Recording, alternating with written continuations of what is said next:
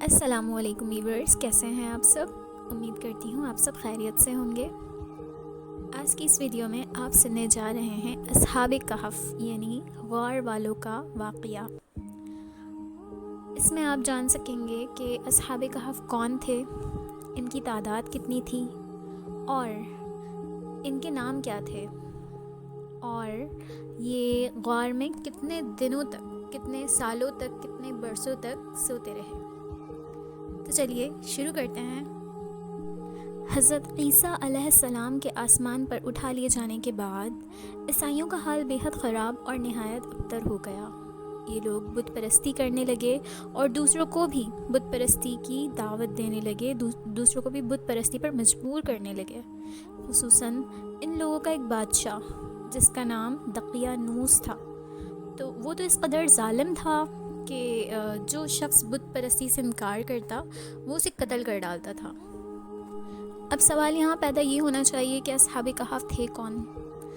تو اصحاب کہف شہر افسوس کے شرفات تھے، جو بادشاہ کے معزز درباری بھی تھے، مگر یہ لوگ صاحب ایمان اور بت پرستی سے انتہائی بیزار تھے۔ دقیانوس کے ظلم و جبر سے پریشان ہو کر یہ لوگ اپنا ایمان بچانے کے لیے اس کے دربار سے بھاگ نکلے اور قریب کے ایک پہاڑ کے غار کے اندر پناہ گزین ہو گئے اور سو گئے۔ تو کتنا سوئے؟ 300 برس سے زیادہ عرصے تک اسی حال میں سوتے رہے۔ دقیانوس نے جب ان لوگوں کو تلاش کروایا اور اس کو معلوم ہوا کہ یہ لوگ غار کے اندر ہیں، تو وہ بے حد ناراض ہوا اور فرط و غیظ و غضب میں یہ حکم دے دیا کہ غار سنگین دیوار اٹھا کر بند کر دیا جائے، تاکہ یہ لوگ اسی میں رہ کر مر جائیں اور وہی غار ان لوگوں کی قبر بن جائے۔ مگر دقیانوس نے جس شخص کے سپرد یہ کام کیا تھا وہ بہت ہی نیک دل اور صاحب ایمان شخص تھا۔ اس نے اصحاب کہف کے نام، ان کی تعداد اور ان کا پورا واقعہ رانگ کی تختی پر کندہ کروا کر تانبے کے صندوق میں رکھ کر دیوار کی بنیاد پر رکھ دیا، اور اسی طرح کی ایک تختی شاہی خزانے میں بھی محفوظ کروا دی۔ کچھ دنوں کے بعد دقیانوس بادشاہ مر گیا اور سلطنتیں بدلتی رہیں، یہاں تک کہ ایک نیک دل اور انصاف پرور بادشاہ جس کا نام بیدروس تھا تخت نشین ہوا اور 68 سال تک بہت شان و شوکت کے ساتھ حکومت کی۔ اس کے دور میں مذہبی فرقہ بندی شروع ہو گئی تھی اور بعض لوگ مرنے کے بعد اٹھنے اور قیامت کا انکار کرنے لگے۔ قوم کا یہ حال دیکھ کر بادشاہ رنج و غم میں ڈوب گیا اور تنہائی میں ایک مکان کے اندر بند ہو کر خداوند قدوس عز و جل کے بارگاہ میں نہایت بے قراری کے ساتھ یہ گریہ وزاری کر کے دعائیں مانگنے لگا کہ یا اللہ، کوئی ایسی نشانی ظاہر فرما دے تاکہ لوگوں کو مرنے کے بعد زندہ ہو کر اٹھنے اور قیامت کا یقین ہو جائے۔ بادشاہ کی یہ دعا مقبول ہو گئی اور اچانک بکریوں کے ایک چرواہے نے اپنی بکریوں کو ٹھہرانے کے لیے اسی غار کو منتخب کر لیا اور دیوار کو گرا دیا۔ دیوار گرتے ہی لوگوں پر ایسی ہیبت و دہشت سوار ہو گئی کہ دیوار گرانے والے لرز براندام ہو کر وہاں سے بھاگ گئے اور اصحاب کہف بحکم الہی اپنی نیند سے بیدار ہو کر اٹھ بیٹھے اور ایک دوسرے سے سلام و کلام میں مشغول ہو گئے اور نماز بھی ادا کر لی۔ جب ان لوگوں کو بھوک لگی تو ان لوگوں نے اپنے ایک ساتھی یملیخا سے کہا کہ تم بازار جا کر کچھ کھانا لے آؤ اور نہایت خاموشی سے یہ بھی معلوم کر لو کہ دقیانوس ہم لوگوں کے بارے میں اب کیا ارادہ رکھتا ہے۔ یملیخا غار سے نکل کر بازار گئے اور یہ دیکھ کر حیران رہ گئے کہ شہر میں ہر طرف اسلام کا چرچا ہے اور لوگ اعلانیہ حضرت عیسیٰ علیہ السلام کا کلمہ پڑھ رہے ہیں۔ یملیخا یہ منظر دیکھ کر مہوے حیرت ہوئے کہ الہی، یہ ماجرا کیا ہے کہ اس شہر میں تو ایمان و اسلام کا نام لینا بھی جرم تھا، آج یہ انقلاب کہاں سے اور کیوں کرا گیا؟ پھر یہ ایک نان بائی کی دکان پر کھانا لینے گئے اور دقیانوسی زمانے کا روپیہ دکاندار کو دیا جس کا چلن بند ہو چکا تھا، بلکہ کوئی اس سکے کا دیکھنے والا بھی باقی نہ رہ گیا تھا۔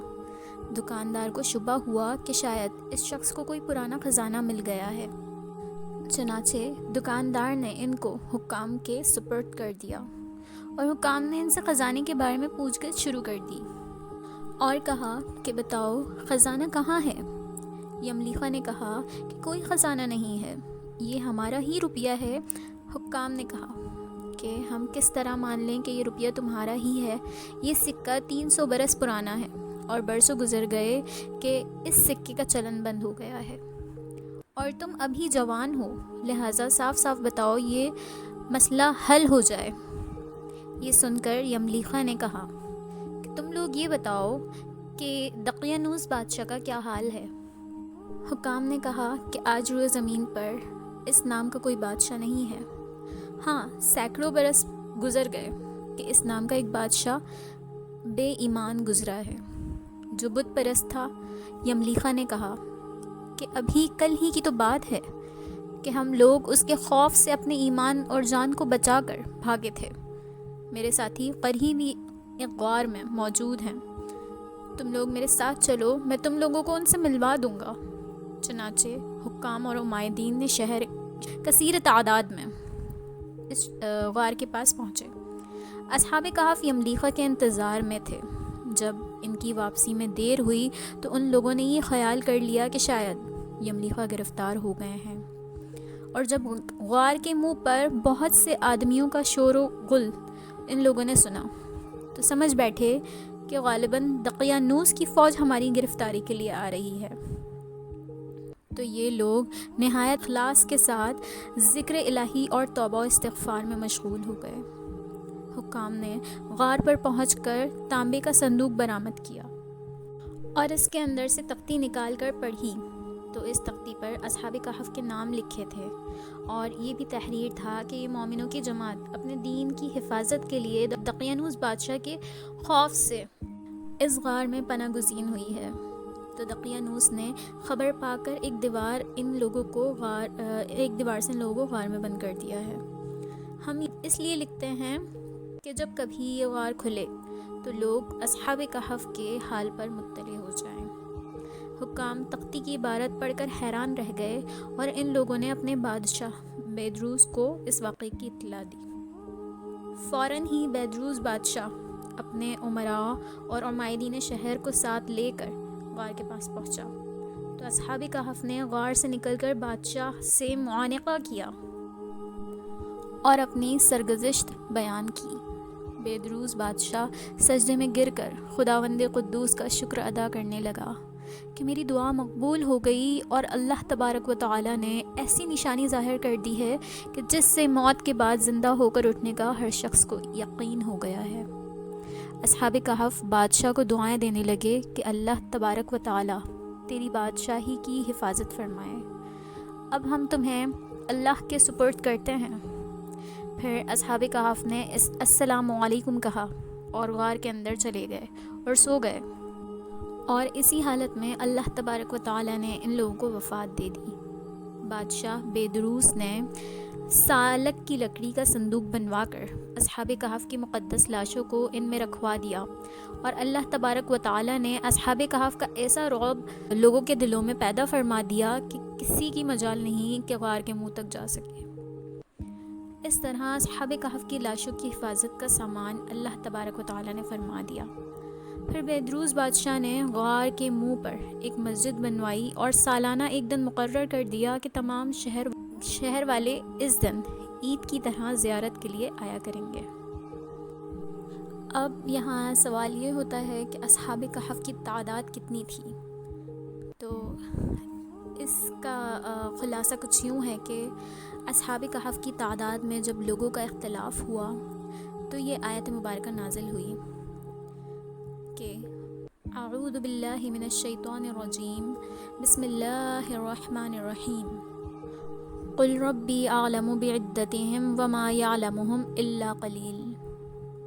ترجمہ: اے محبوب فرما دیجئے کہ اللہ اصحاب کہف کی گنتی کو زیادہ بہتر جانتا ہے، اور تم میں سے بہت ہی کم لوگ ان کو جانتے ہیں۔ صدق اللہ العظیم۔ حضرت عبداللہ بن عباس رضی اللہ تعالیٰ عنہ نے فرمایا کہ میں انہی کم لوگوں میں سے ہوں جو اصحاب کہف کی تعداد کو جانتے ہیں۔ پھر آپ نے فرمایا کہ اصحاب کہف کی تعداد 7 ہے اور 8واں ان کا کتا ہے۔ قرآن مجید میں اللہ تبارک و تعالیٰ نے اصحاب کہف کا حال بیان فرماتے ہوئے یہ ارشاد فرمایا ہے، جس کا ترجمہ کچھ یوں ہے: اعوذ باللہ من الشیطان الرجیم، بسم اللہ الرحمن الرحیم۔ کیا تمہیں معلوم ہوا کہ پہاڑ کے غار اور جنگل کے کنارے والے ہماری ایک عجیب نشانی تھے؟ جب ان نوجوانوں نے غار میں پناہ لی، پھر بولے، اے ہمارے رب، ہمیں اپنے پاس سے رحمت دے اور ہمارے کام میں آسانی فرما، ہمارے لیے راہیابی کا سامان کر۔ تو ہم نے اس غار میں ان لوگوں کے کانوں پر گنتی کے کئی برس تھپکا، یعنی سلا دیا۔ پھر ہم نے انہیں جگایا کہ دیکھیں 2 گروہ میں سے کون ان کے ٹھہرنے کی مدت زیادہ ٹھیک بتاتا ہے۔ ہم ان کا ٹھیک ٹھیک حال سناتے ہیں۔ وہ چند جوان تھے کہ اپنے رب کریم پر ایمان لائے اور ہم نے انہیں زیادہ ہدایت عطا فرمائی۔ صدق اللہ العظیم۔ سورۃ الکہف، رکوع 1، پارہ نمبر 15۔ اب میں اصحاب کہف کے ناموں کا تذکرہ کرنا چاہوں گی کہ ان کے ناموں میں بھی بہت اختلاف ہے۔ حضرت علی رضی اللہ تعالیٰ عنہ سے روایت ہے کہ ان کے نام یہ ہیں: مکسملینا، یملیخا، مرتونس، نینونس، ساریونس، زونواس، فلسطیونس، اور 7واں چرواہا تھا جو ان لوگوں کے ساتھ ہو گیا تھا۔ حضرت علی رضی اللہ تعالیٰ عنہ نے اس کا نام ذکر نہیں فرمایا، اور ان لوگوں کے کتے کا نام قطمیر تھا، اور ان لوگوں کے شہر کا نام افسوس تھا، اور ظالم بادشاہ کا نام دقیانوس تھا۔ اور تفسیر ساوی میں لکھا ہے کہ اصحاب کہف کے نام یہ ہیں: مکسملینا، یملیخا، مرتونس، نینوس، ساریونس، زونوانس، فلسطیونس۔ یہ آخری چرواہے تھے جو راستے میں ساتھ ہو لیے تھے، اور ان لوگوں کے کتے کا نام قطمیر تھا۔ اور ان کے ناموں کی، اصحاب کہف کے ناموں کی خصوصیت یہ ہے کہ حضرت ابن عباس رضی اللہ تعالیٰ عنہ سے روایت ہے کہ اصحاب کہف کے ناموں کی تعویذ 9 کاموں کے لیے فائدہ مند ہیں۔ پہلا، بھاگے ہوئے کو بلانے کے لیے اور دشمنوں سے بچ کر بھاگ جانے کے لیے۔ دوسرا، آگ بجھانے کے لیے کپڑے پر لکھ کر آگ میں ڈال دیا جائے۔ تیسرا، بچوں کے رونے اور تیسرے دن آنے والے بخار کے لیے۔ چوتھا، درد سر کے لیے دائیں بازو پر باندھ لیں۔ پانچواں، ام العصیان کے لیے گلے میں پہنائیں۔ چھٹا، خشکی اور سمندر میں سفر میں بلاؤں سے محفوظ رہنے کے لیے۔ ساتواں، مال کی حفاظت کے لیے۔ آٹھواں، عقل بڑھانے کے لیے۔ نواں، گنہگاروں کی نجات کے لیے۔ اصحاب کہف غار میں کتنے دن سوتے رہے؟ یہ سوال بھی ذہن میں آتا ہے، تو اس کا جواب کچھ یوں ہے کہ جب قرآن مجید کی آیت مبارکہ ہے: اعوذ باللہ من الشیطان الرجیم، بسم اللہ الرحمن الرحیم، وَلَبِثُوا فِي كَهْفِهِمْ 300 سِنِينَ وَازْدَادُوا 9۔ ترجمہ: وہ لوگ غار میں 300 برس تک رہے اور 9 برس اور زیادہ رہے۔ نازل ہوئی تو کفار کہنے لگے کہ ہم 300 برس کے متعلق تو جانتے ہیں کہ اصحاب کہف اتنی مدت غار میں رہے، مگر ہم 9 برس کو نہیں جانتے۔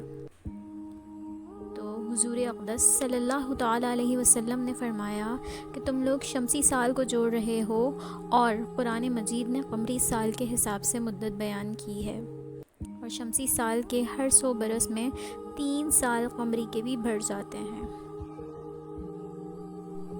اس پورے واقعے سے ہمیں کچھ ہدایات، کچھ میسیجز ملتے ہیں، جن میں سب سے پہلا میسیج، سب سے پہلی ہدایت تو یہ ہے کہ مرنے کے بعد زندہ ہو کر اٹھنا حق ہے، اور اصحاب کہف کا واقعہ اس کی نشانی اور دلیل ہے جو قرآن مجید میں موجود ہے۔ دوسرا میسیج ہمیں یہ ملتا ہے جو اپنے دین اور ایمان کی حفاظت کے لیے اپنے وطن کو چھوڑ کر ہجرت کرتا ہے، اللہ تبارک و تعالیٰ غیب سے اس کی حفاظت کا سامان فرما دیتا ہے کہ کوئی اس کو سوچ بھی نہیں سکتا۔ تیسرا، اللہ والوں کے ناموں میں برکت اور نفع بخش تاثیر ہوتی ہے۔ چوتھا میسیج یہ ہے کہ بیدروس ایک ایماندار اور نیک دل بادشاہ نے اصحاب کہف کی غار کی زیارت کے لیے سالانہ ایک دن مقرر کیا ہے۔ اس سے معلوم یہ ہوا کہ بزرگان دین کے عرس کا دستور بہت قدیم زمانے سے چلا آ رہا ہے۔ اور پانچواں اور آخری میسیج اور آخری ہدایت اس واقعے سے ہمیں یہ ملتی ہے کہ بزرگوں کے مزاروں کے پاس مسجد تعمیر کرنا اور وہاں عبادت کرنا بھی بہت پرانا اور مبارک طریقہ ہے، کیونکہ بیدروس بادشاہ نے اصحاب کہف کے غار کے پاس ایک مسجد بنا دی تھی جس کا ذکر قرآن مجید کی سورۃ الکہف میں موجود ہے۔ واللہ تعالی عالم، وما علینا الا البلاغ۔ اگر آپ کو میری ویڈیوز پسند آتی ہیں تو kindly like and subscribe my channel. Thank you so much, جزاک اللہ خیرہ۔